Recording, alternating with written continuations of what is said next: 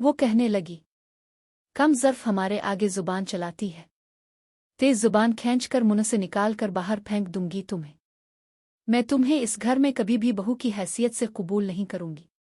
तुम एक ज़र-खरीद गुलाम की तरह यहाँ पर जिंदगी गुजारोगी और मैं अपनी बेटी की शादी अपने भाई की बेटी से करूंगी और तुम्हारे सामने करूंगी।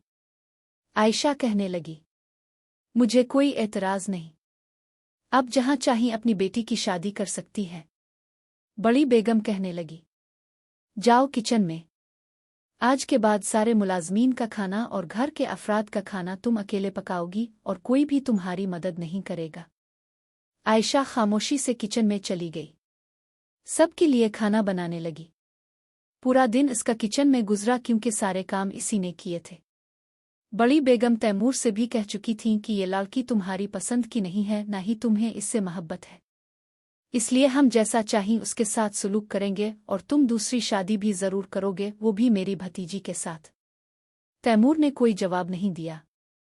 इसे तो सिर्फ रेहाना की तलाश थी। अपने बहुत से मुलाजमीन को इस काम पर लगा चुका था कि जहां रेहाना और उसके शौहर को देखे पकड़कर फौरन इस हवेली में ले आए। आयशा सारे काम खामोशी से करती थी, लेकिन जैसे ही अजान होती थी वो नमाज पढ़ने चली जाती। और बड़ी बेगम को इस बात पर भी एतराज था। वो कहती थी, पहले काम करो, नमाज बाद में पढ़ना। वो कहने लगी, मेरा रब पहले है और दुनिया बाद में। नमाज नहीं छोड़ूंगी और दुनिया के काम के लिए अपनी नमाज कज़ा भी नहीं करूंगी। इस बात पर बड़ी बेगम ने इसे बहुत मारा था। कहने लगी, तुम्हारी जुबान बहुत चलती है। एक बार ये मंजर तैमूर ने भी देख लिया कि इसकी माँ आयशा को इस बात पर मार रही थी कि वो पहले नमाज पढ़ना चाहती थी और घर के काम बाद में करना चाहती थी। ये देखकर इसे कुछ अफसोस हुआ था। वो जानता था कि वो नमाज की पाबंद है क्योंकि सुबह सुबह इसकी आंख सुबह की कलाम पाक की तिलावत से ही खुलती थी। पहली बार आगे बढ़कर इसने अपनी माँ का हाथ पकड़ा था। वो कहने लगा, क्यों मार रही हो आप इसे? क्या किया है इसने? आयशा के चेहरे पर 5 उंगलियां छपी हुई थीं और वो रो रही थी। बड़ी बेगम कहने लगी, तुम कौन होते हो पूछने वाले? मेरा हाथ छोड़ो। ये बहुत जुबान दराज लड़की है। तैमूर कहने लगा, मुझे पता है इसने क्या कहा। अब से क्या गाली दी है, बदतमीजी की है। मुझे बताएं, इसे मैं खुद मारूंगा। मुझे बताएं इसका कसूर क्या है। बड़ी बेगम कहने लगी, कहती है पहले नमाज पढ़ूंगी फिर काम करूंगी। ये होती कौन है मेरा काम बाद में करने वाली? वो कहने लगा, ये तो कोई बड़ी बात नहीं है। अगर पहले नमाज पढ़ना चाहती है तो पढ़ सकती है, और मेरे ख्याल से हम भी मुसलमान हैं। इसे वक्त से नमाज पढ़ने से तो कोई नहीं रोक सकता। अब कल को अल्लाह के सामने क्या जवाब देंगी? ये सुनकर बड़ी बेगम चुप सी हो गई। फिर इसने आयशा से कहा, जाकर नमाज पढ़ो, बाकी का काम बाद में कर लेना। वो फौरन उठ के लंगलाते हुए अपने कमरे में चली गई क्योंकि बड़ी बेगम ने अपने पांव की जूती से इसके पीर को भी जोर से दबाया था। फिर वो करा के रह गई थी। तैमूर ने अपनी वालिदा से कहा, आज के बाद इसे नमाज के लिए मत रुकिएगा। पहली बार तैमूर को लगा कि इसके दिल में आयशा के लिए हमदर्दी का जज्बा झांक आया है। रात को जब वो सोफे पर जाकर सोने के लिए लेटी तो तैमूर काफी देर तक इसका चेहरा देखता रहा। इसकी रंगत पहले से बहुत ज्यादा पीली पड़ चुकी थी, लेकिन आज तक इसने शको नहीं किया था। कोई शिकायत भी नहीं की थी। तैमूर की हर चीज का ख्याल रखती थी। इसके कपड़े इसे प्रेस मिलते थे। इसके जूते हमेशा साफ करके खुद पहनाती थी। उसके सर पर इज्जत की पगड़ी भी रखती थी, जो कि जागीरदारों की शान होती है। शको नहीं किया था, कोई शिकायत नहीं की थी। फिर कैसे मुमकिन था कि वो अपने दिल को आयशा के लिए धड़कने से रोक सकता? सुबह जब इसे आयशा की तिलावत की आवाज आई तो पहली बार हुआ कि वो वुजू करके आया था। जैसे ही आयशा जाए नमाज उठाने लगी तो कहने लगा, बिछा रहने दो, मुझे नमाज पढ़नी है। तैमूर को पता ही नहीं चला कि कब आहिस्ता आहिस्ता वो बदलने लगा था। नमाज भी पाबंदी से पढ़ने लगा था और उसका ये बदलाव भी जान को बहुत अच्छा लगा था। वो खुद भी आयशा की बहुत तारीफ करती थी। उन्हें वो बहुत अच्छी लगती थी। हर वक्त सर पे दोपट्टा करती, तस्बीह करती, साथ काम करती रहती थी। 2 माह गुजर चुके थे, लेकिन अब तैमूर का दिल मुकम्मल तौर पर आयशा की तरफ माइल हो चुका था। इसीलिए एक रात इसने इसे बड़ी इज्जत से अपने बेड पर लुटाया था और बड़ी मोहब्बत से निकाह के पाकीज़ा रिश्ते को निभाया था। लेकिन अगली सुबह इसे पता चल गया कि जमील और रेहाना शहर में रह रहे हैं। उनका पता लग चुका था और इस खबर ने पूरी हवेली में तहलका मचा दिया था। दोनों को पकड़ा जा चुका था और वो हवेली में ही लाए जा रहे थे। जब आयशा ने हाथ जोड़कर मिन्नत की थी कि इसकी बहन को कुछ न कहा जाए, लेकिन तैमूर चुप था। जैसे रेहाना और जमील को तैमूर के पाँव में लाकर फेंका गया तो जमील उसके सामने हाथ जोड़ के कहने लगा, खुदा की किस्म, हमारा कोई कसूर नहीं सिवाय इसके कि हमने अपना जायज़ हक इस्तेमाल किया है। तैमूर ने जमील का हाथ पकड़ा तो रेहाना को लगा जैसे इसको जान से मार डालेगा, लेकिन वो कहने लगा, मैंने तुम दोनों को मुआफ़ किया। तुम लोग इसी गांव में रह सकते हो, मुझसे छुपने की जरूरत नहीं। सब लोग तैमूर का फैसला सुनकर जितना भी हैरान होते इतना ही कम था। इसके बाद उसके वालिद ने पूछा, तुमने मुआफ़ क्यों किया है?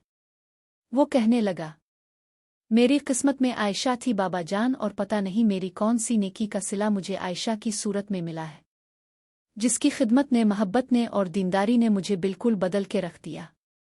मेरे दिल में किसी के लिए कोई भी नफरत नहीं है।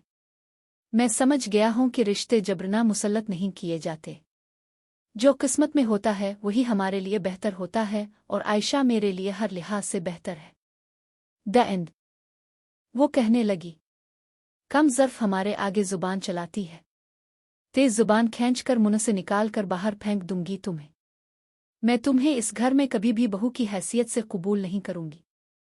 तुम एक ज़र-खरीद गुलाम की तरह यहाँ पर जिंदगी गुजारोगी, और मैं अपनी बेटी की शादी अपने भाई की बेटी से करूंगी और तुम्हारे सामने करूंगी।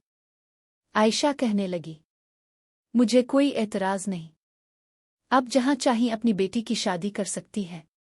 बड़ी बेगम कहने लगी, जाओ किचन में, आज के बाद सारे मुलाजमीन का खाना और घर के अफराद का खाना तुम अकेले पकाओगी और कोई भी तुम्हारी मदद नहीं करेगा। आयशा खामोशी से किचन में चली गई।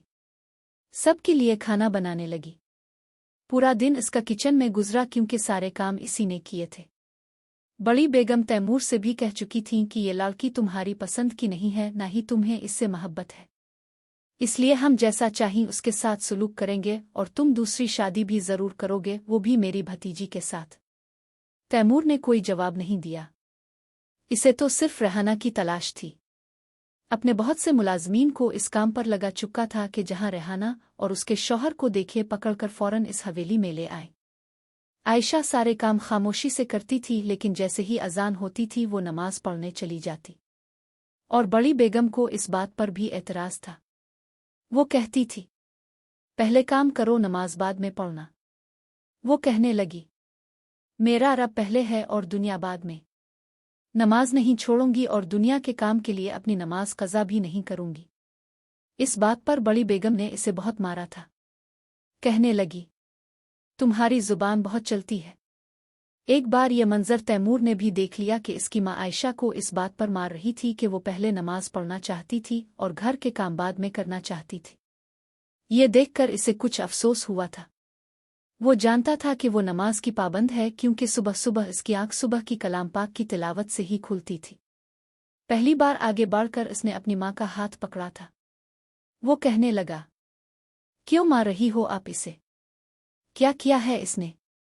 आयशा के चेहरे पर 5 उंगलियां छपी हुई थीं और वो रो रही थी। बड़ी बेगम कहने लगी, तुम कौन होते हो पूछने वाले? मेरा हाथ छोड़ो, ये बहुत जुबान दराज लड़की है। तैमूर कहने लगा, मुझे पता है इसने क्या कहा, अब से क्या गाली दी है, बदतमीजी की है। मुझे बताएं, इसे मैं खुद मारूंगा। मुझे बताएं इसका कसूर क्या है। बड़ी बेगम कहने लगी, कहती है पहले नमाज पढ़ूंगी फिर काम करूंगी। ये होती कौन है मेरा काम बाद में करने वाली? वो कहने लगा, ये तो कोई बड़ी बात नहीं है। अगर पहले नमाज पढ़ना चाहती है तो पढ़ सकती है, और मेरे ख्याल से हम भी मुसलमान हैं, इसे वक्त से नमाज पढ़ने से तो कोई नहीं रोक सकता। आप कल को अल्लाह के सामने क्या जवाब देंगी? ये सुनकर बड़ी बेगम चुप सी हो गई। फिर इसने आयशा से कहा, जाकर नमाज पढ़ो, बाकी का काम बाद में कर लेना। वो फौरन उठ के लंगड़ाते हुए अपने कमरे में चली गई क्योंकि बड़ी बेगम ने अपने पाँव की जूती से इसके पीर को भी जोर से दबाया था। फिर वो करा के रह गई थी।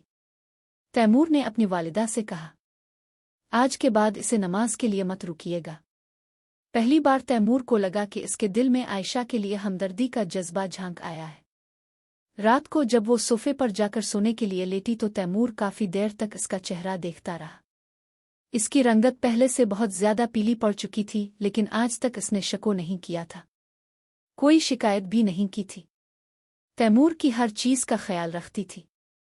इसके कपड़े इसे प्रेस मिलते थे, इसके जूते हमेशा साफ करके खुद पहनाती थी। उसके सर पर इज्जत की पगड़ी भी रखती थी जो कि जागीरदारों की शान होती है। शको नहीं किया था, कोई शिकायत नहीं की थी। फिर कैसे मुमकिन था कि वो अपने दिल को आयशा के लिए धड़कने से रोक सकता। सुबह जब इसे आयशा की तिलावत की आवाज़ आई तो पहली बार हुआ कि वो वुज़ू करके आया था। जैसे ही आयशा जाए नमाज उठाने लगी तो कहने लगा, बिछा रहने दो, मुझे नमाज पढ़नी है। तैमूर को पता ही नहीं चला कि कब आहिस्ता आहिस्ता वो बदलने लगा था।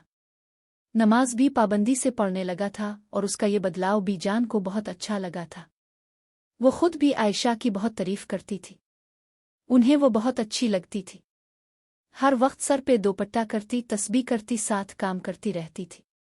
2 माह गुजर चुके थे, लेकिन अब तैमूर का दिल मुकम्मल तौर पर आयशा की तरफ माइल हो चुका था। इसीलिए एक रात इसने इसे बड़ी इज्जत से अपने बेड पर लुटाया था और बड़ी मोहब्बत से निकाह के पाकीज़ा रिश्ते को निभाया था।